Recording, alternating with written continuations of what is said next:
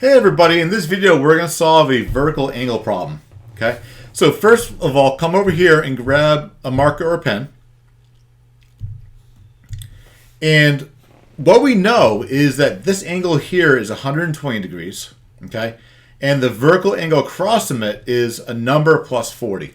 All right, so just a reminder, vertical angles are equal. Okay, so that means 120 degrees is going to equal a number plus 40. So let's write that as an equation.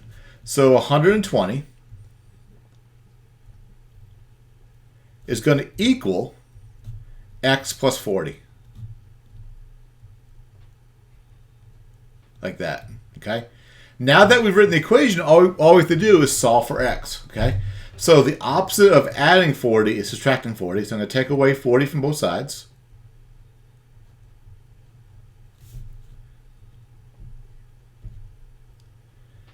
And when I do that, we end up with x equals 80.